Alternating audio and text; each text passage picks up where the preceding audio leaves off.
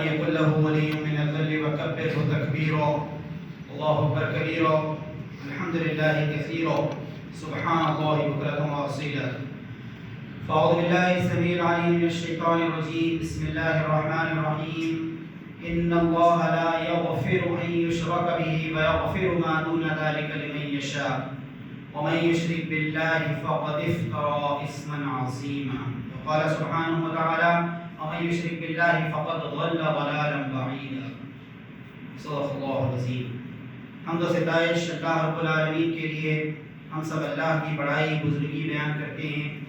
درود و سلام ہو نبی آخر الزمان حضرت سیدنا محمد مصطفیٰ صلی اللہ علیہ وسلم پر، جنہیں اللہ تعالیٰ نے آخری نبی بنا کر، the final and ultimate messenger بنا کر، رحمت للعالمین، دا بینیفیکٹر آف ہیومینٹی بنا کر روانہ فرمائے. سامعین محترم، ہیومن ہسٹری یا انسانی تاریخ کے مطالعے سے بات معلوم ہوتی ہے کہ جتنے پیغمبر، جتنے پروفٹس اور میسنجر اللہ تعالیٰ کی طرف سے زمین پر بھیجے گئے، ایک ہی کامن سلوگن اور ایک ہی مشترک دعوت انہوں نے پیش کی، اور اس کی ابتدا انہوں نے اسی سے کی. یا قوم اعبدوا اللہ ما لکم من الہ غیرہ. اے میری قوم کے لوگوں، تم اللہ کی عبادت کرو، اللہ کو چھوڑ کر تم دوسرے معبودوں کی کیوں عبادت کرتے ہو. انسائکلوپیڈیا آف برٹانیکا، یہ ایک بہت ثقیل انسائکلوپیڈیا ہے. اس میں ایک چیپٹر ہے دی ریلیجن اینڈ ٹروتھ. اس میں بات لکھی ہوئی ہے ہندوستان کا، ہمارے اپنے ملک کا انٹروڈکشن کراتے ہوئے، کہ ایک ایشین کنٹری ہے، ایشیا کا ایک ملک ہے ہندوستان، کہ جہاں ایک ایسا زمانہ بھی گزرا ہے کہ لگ بھگ 33 کروڑ خداؤں کی، دیوی دیوتاؤں کی پوجا کی جاتی ہے.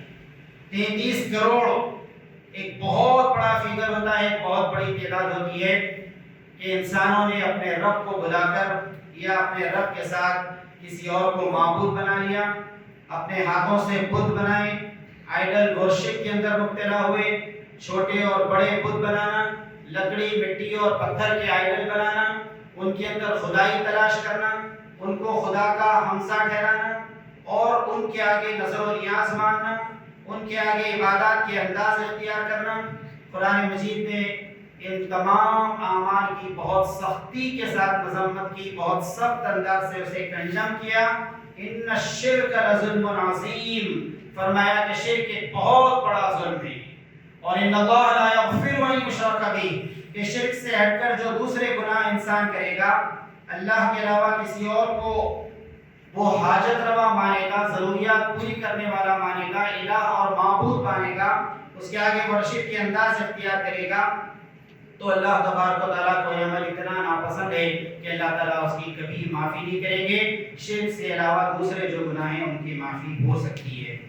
بالکل ابتدائی سے اس کا آغاز ہوا. حضرت نوح علیہ السلام بالکل شروع کے پیغمبروں میں سے تھے، اور انہوں نے اپنی قوم کے لوگوں میں جب اسلام کا میسیج پھیلانا شروع کیا تو دیکھا کہ ان کی قوم کے لوگ اپنے ہاتھوں سے بت بنا کر ان کی عبادت میں مبتلا ہو گئے ہیں. اور جب انہوں نے اسلام کی دعوت پیش کی تو ان کی قوم کے بڑے بڑے سردار اٹھ کھڑے ہوئے. اور قرآن مجید 29ویں پارے میں سورہ نوح میں یہ بات بیان کرتا ہے، لا تذرن آلہتکم. بڑے سرداروں نے کہا نوح علیہ السلام کی بات مت مانو، تمہارے باپ دادا جن بتوں کی پوجا کرتے آ رہے ہیں، جو آئیڈل ورشپ کر رہے ہیں، ولا تذرن ودا ولا سواع ولا یغوث ویعوق ونسرا، 5 بڑے بت قرآن مجید نے ان کا نام لیا ہے. نام لے کر کہا لا تذرن آلہتکم ولا تذرن ودا ولا سواع ولا یغوث ویعوق ونسرا. ود، سواع، یغوث، یعوق، نصر، 5 بت انہوں نے بنا لیے تھے، ان کی پوجا کرتے تھے. اور حضرت نوح علیہ السلام نے جب توحید کی طرف بلایا، ونس آف گاڈ کی طرف بلایا، تو قوم کے سردار اپوزیشن میں اٹھ کھڑے ہوئے اور کہنے لگے کہ یہ تمہارے باپ دادا کے دور سے چل رہا ہے، فور فادرز تمہارے بتوں کی پوجا کرتے ہوئے آ رہے ہیں، لہٰذا اس پر قائم رہو، ڈٹے رہو اور نوح علیہ السلام کی بات مت سنو. پھر قرآن مجید نے ایک نہایت ہی افسوسناک واقعے کی طرف اشارہ کیا ہے. حضرت سیدنا موسیٰ علیہ السلام 6.5 لاکھ کی تعداد میں اپنی قوم یعنی بنی اسرائیل کو لے کر نکلے. اللہ تعالیٰ نے فرعون کے ظلم سے ان کو نجات دی. اور پانی کے عذاب میں فرعون کو مبتلا کیا اور بنی اسرائیل کو بچا لیا. پانی میں سے راستے ان کے لیے نکالے گئے, بے شمار نشانیاں انہیں دکھائی گئی. وَلَقَدْ آتَيْنَا مُوسَىٰ 9 آیَاتٍ بَيِّنَاتٍ. قرآن مجید کہتا ہے کہ 9 کھلی نشانیاں, 9 very clear cut, crystal clear miracles اللہ تبارک و تعالیٰ نے حضرت موسیٰ علیہ السلام کے ذریعے سے ان کی قوم کو بتائے. لیکن اس کے باوجود ان کے ایمان کا کیا معاملہ تھا؟ جب وہ ایک بستی میں سے گزرے, دیکھا کہ وہاں کے لوگ اپنے ہاتھوں سے بت بناتے ہیں, ان کی پوجا کرتے ہیں, تو حضرت موسیٰ علیہ السلام کی خدمت میں آ کر کہنے لگے اجعل لنا الہا کما لہم آلہہ. اے موسیٰ, یہ قوم کے لوگ, یہ بستی کے لوگ جیسے آئیڈل ورشپ کر رہے ہیں, اچھے خوبصورت بت انہوں نے بنا لیے ہیں, ان کی پوجا کر رہے ہیں, اے موسیٰ ہمارے لیے بھی کچھ ایسے بت بنا کر دیجئے, کچھ ایسے ہی خدا ہمارے لیے بنا کر دیجئے. پیغمبر سے مطالبہ کر رہے ہیں جو توحید کی دعوت دینے کے لیے آتے ہیں, ان سے کہہ رہے ہیں ہمارے لیے بت بنا کر دیجئے. سر پکڑ کر بیٹھ گئے موسیٰ علیہ السلام. قال انکم قوم تجہلون, مکمل طور پر جاہل قوم معلوم ہوتے ہو تم. اتنی نشانیاں اللہ تعالیٰ نے بتائی, اتنے معجزے تمہارے لیے بھیجے گئے, نعمتوں کی بارش تم پر کی گئی اور تم بتوں کی محبت میں مبتلا ہو گئے. قال انکم قوم تجہلون, جہالت کی انتہا تم نے کر دی. تو معلوم ہوتا ہے کہ انسانی ذہن کی, انسانی دماغ کی کمزوری یہ تاریخ کا ایک حصہ رہی ہے کہ انہوں نے اللہ کو چھوڑ کر یا پھر اللہ تبارک و تعالیٰ کی عبادت کرتے ہوئے ساتھ میں دوسروں کو اپنا خدا بنایا, معبود بنایا اور ان کی پوجا کرنے لگے. قرآن مجید اس بات کا حکم دیتا ہے کہ ہر قسم کے شرک سے پوری قوم کو, پوری امت کو, پورے ملک کو بچانا یہ ہم سب کی ذمہ داریوں کے اندر شامل ہے. یہ انبیائی منصب ہے, یہ پیغمبرانہ مشن ہے, یہ پروفیٹ کا مشن ہے کہ اپنی قوم تک پہنچے اور انہیں اس کے یہ میسیج پیش کریں یا قوم اعبدوا اللہ ما لکم من الہ غیرہ. اے میری قوم کے لوگوں, تم ایک اللہ کی عبادت کرو, تم اسے چھوڑ کر ان سارے قسم کے شرک کے اندر تم کیوں مبتلا ہوگے. قرآن مجید نے یہ بات بیان کی کہ جب بھی لوگوں کے سامنے توحید کی دعوت پیش کی گئی, ایک اللہ کی عبادت, اسی کے آگے نظر و نیاز, اسی سے مدد اور استعانت, اسی کو حاجت روا سمجھنا, اسی کو خالق اور مالک اور کریٹر اور سسٹینر اور لا گیور اور لا میکر ماننا, اسی کے بارے میں یقین رکھنا کہ یہ اولاد سے نوازنے والا ہے, اسی کے بارے میں یقین رکھنا کہ یہی اللہ تبارک و تعالی ہمارے کاروبار میں برکت دینے والا ہے, اسی ایک خدا سے مدد مانگنا. جب بھی اس کام کی دعوت دی گئی, قوم کے لوگوں نے بہانہ تلاش کیا. سورہ زمر پڑھیے, ما نعبدهم الا ليقربونا الى الله زلفا. جب ان سے کہا جاتا ہے کہ شرک سے بچو, توحید کے راستے پر آؤ, تو کہتے ہیں ہم ان بتوں کی عبادت اس لیے کر رہے ہیں, ما نعبدهم الا ليقربونا الى الله زلفا. زلف کہتے ہیں بالوں کو, بالوں کو زلف اس لیے کہتے ہیں کہ قریب قریب پائے جاتے ہیں. قرآن مجید نے زلفا کا لفظ استعمال کیا. مشرک کہنے لگے ہم اسی لیے ان بتوں کی عبادت کرتے ہیں الا یقربنا الی اللہ زلفا, یہ ہمیں اللہ کے قریب کریں گے, ان بتوں کے ذریعے سے ہم خدا تک پہنچیں گے, ان بتوں کی سفارش, ان کا وسیلہ ہمیں حاصل ہوگا. اس طرح کے بہانے وہ تلاش کرتے تھے. قرآن مجید کی آیتیں نازل ہوئی, اجیب دعوت الداعی اذا دعانی فلیستجیبوا لی ولیؤمنوا بی. اے نبی صلی اللہ علیہ وسلم, آپ لوگوں سے کہہ دیجئے کہ اللہ تعالیٰ سمیع بصیر ہے, سننے والا اور جاننے والا ہے, شہرک سے زیادہ قریب ہے. تم پکارتے ہو تو تمہاری پکار سنتا ہے, نہ صرف سنتا ہے بلکہ اس پکار کا, اس دعا کا جواب بھی وہ دیتا ہے. اور اس اللہ تبارک و تعالیٰ کی قربت کے لیے تمہیں کسی زلف تلاش کرنے کی اور کسی جھوٹے معبودوں کے ریفرنس کی ضرورت نہیں ہے. اور اس کے بعد سورہ یونس میں بات بیان کی کہ جب ان لوگوں کو شرک سے روکا جاتا ہے تو کہتے ہیں ہؤلاء شفعاؤنا عند اللہ, ہم اس لیے ان کی عبادت کر رہے ہیں کہ یہ اللہ تبارک و تعالیٰ کے پاس ہماری سفارش کریں گے, ہماری شفاعت کریں گے.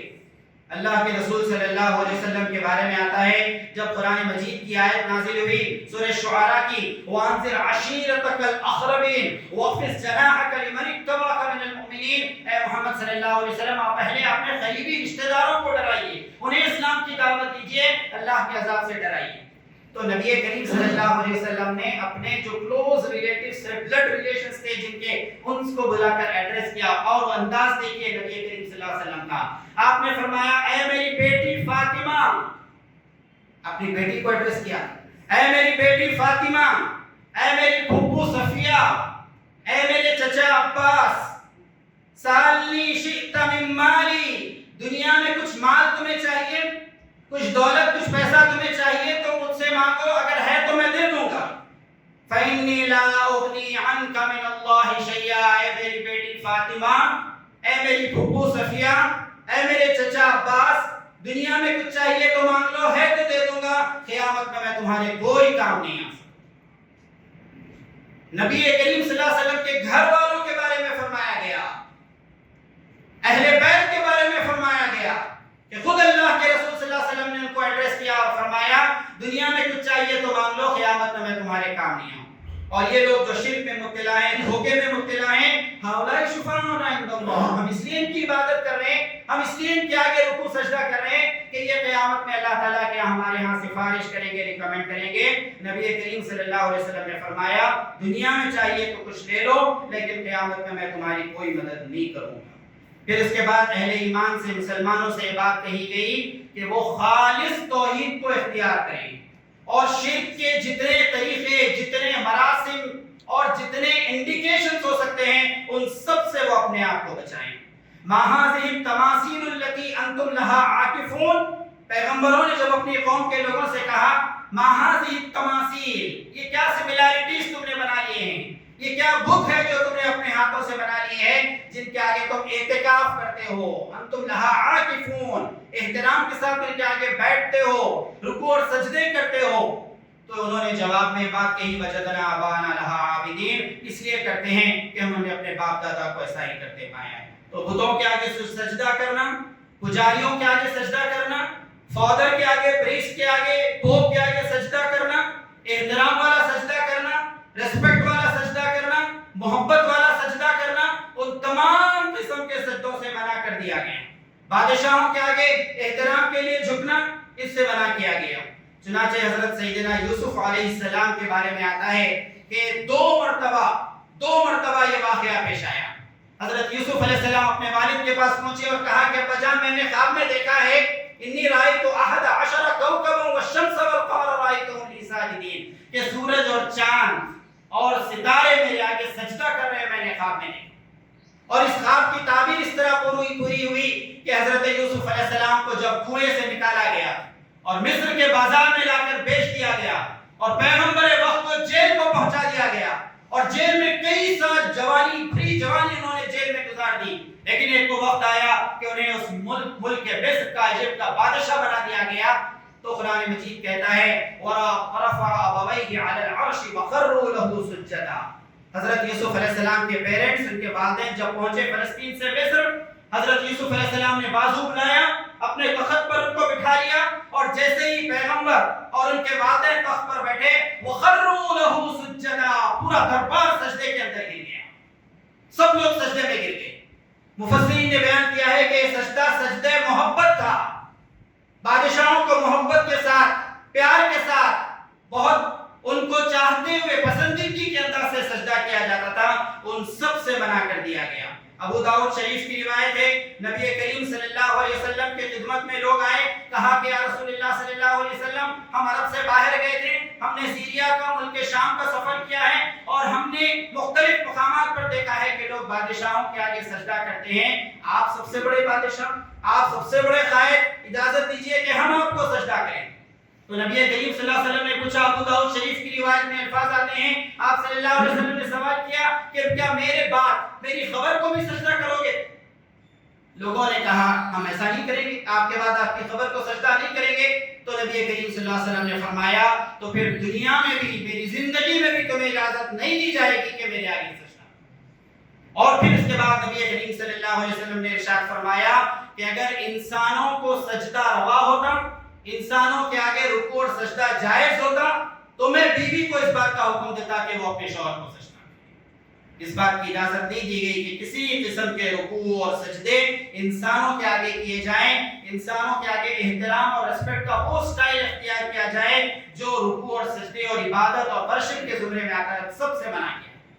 اسی لیے حیدرآباد کی پرانی روایت تھی، ایک ٹریڈیشن تھا حیدرآباد میں، عید کے موقع پر یا کچھ اور خاص موقع پر لوگ اپنے ماں باپ کے قدم چھوتے، قدم بوسی کہتے تھے اسے، اور یہ ہندو کلچر سے آیا تھا مسلمانوں کے اندر۔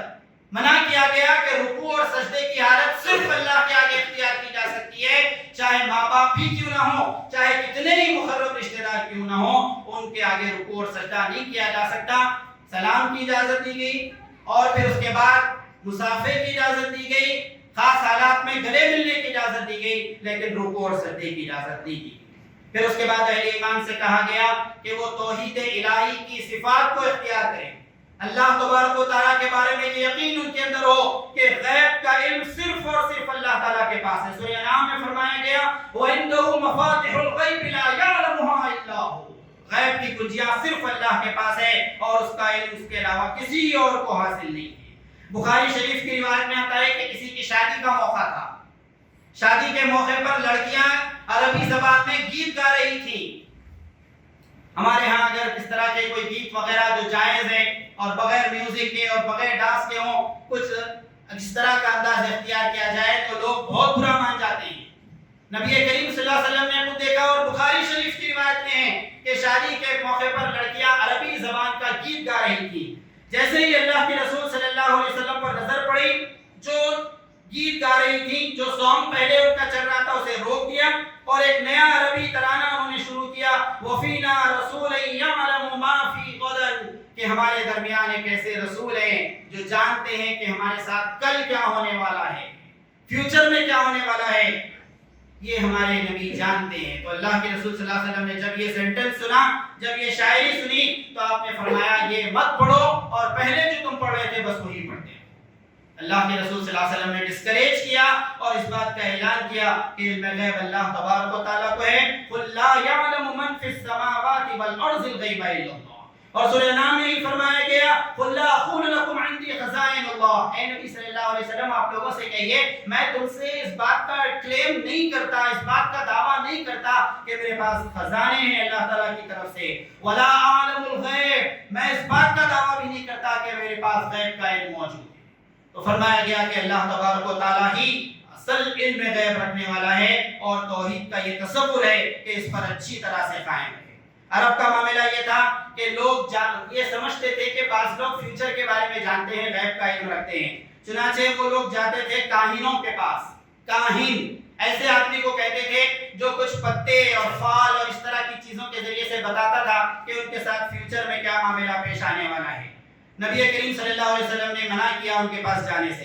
لوگوں نے پوچھا یا رسول اللہ صلی اللہ علیہ وسلم، کچھ لوگ پرندوں سے پھال لیتے ہیں، پرندہ چھوڑتے تھے، ایک برڈ چھوڑتے تھے، وہ دائیں طرف جائے تو عمل کرتے تھے اور بائیں طرف جائے تو منحوس سمجھتے تھے۔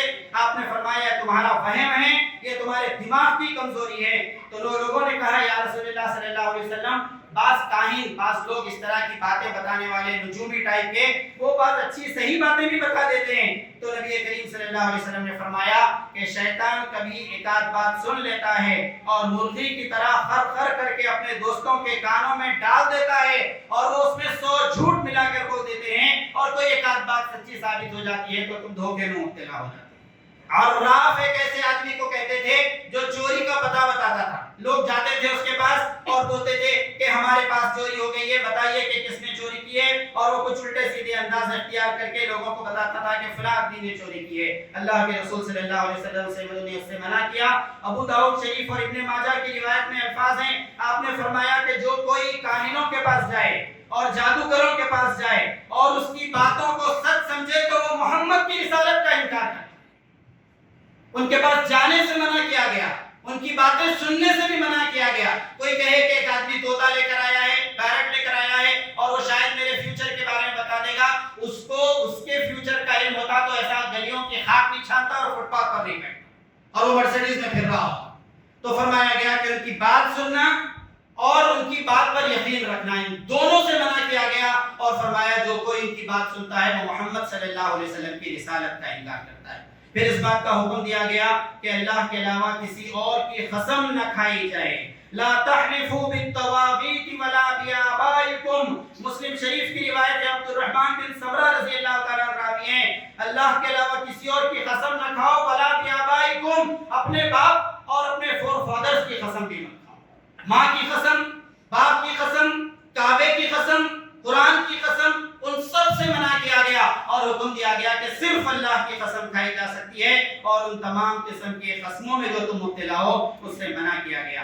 ہاں جائز انداز سے اگر کوئی علاج کرے، ایک آدمی پاگل تھا اور مدینے کی گلیوں میں پھرا کرتا تھا، نبی کریم صلی اللہ علیہ وسلم کے ایک صحابی بار بار سورہ فاتحہ پڑھ کر اس پر پھونکا کرتے تھے اور اس کی برکت سے وہ کچھ دنوں کے بعد ٹھیک ہو گیا۔ نبی کریم صلی اللہ علیہ وسلم نے اس صحابی رسول کی تعریف کی اور ان کے علم کو بڑا مبارک قرار دیا۔ اسی طرح یہ بات بیان کی گئی کہ سورج گہن کا واقعہ ہوتا ہے اور چاند گہن کا سولار ایکلپس ہوتا ہے، لونار ایکلپس ہوتا ہے، اور دنیا میں اس قسم کے واقعات ہوتے ہیں تو یہ خالص اللہ کے حکم سے ہوتے ہیں۔ ان کو کسی بڑے آدمی کی طرف منسوب کرنا، اس کو ریلیٹ کرنا دنیا کے کسی واقعے سے وہ صحیح نہیں ہے۔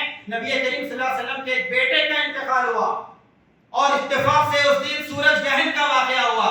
بس کمزور قسم کے لوگوں سے زبان نکلا کہ سورج بھی غم مناتا ہے نبی کے بیٹے کی موت کا۔ اللہ کے رسول صلی اللہ علیہ وسلم کو معلوم ہوا تو فوری حکم دیا لوگوں کو مسجد میں جمع ہونے کا، لمبی نماز پڑھائی آپ نے سورج گہن کے موقع پر، اور اعلان فرمایا کہ سورج گہن، چاند گہن اللہ کی نشانیاں ہیں، کسی کے پیدا ہونے اور مرنے سے اس کا کوئی تعلق نہیں۔ تو شرک کی ہر قسم کی اور بالکل چھوٹی چھوٹی باتوں سے یہ شرک کا آغاز ہوتا ہے اور بعد میں بڑے شرک کے اندر انسان مبتلا ہوتا ہے۔ ان تمام قسموں سے منع کیا گیا۔ توحید خالص توحید کا عقیدہ عمل میں نہ ہو اور نبی کی سنت نہ ہو تو پھر کوئی عمل قابل قبول نہیں ہے۔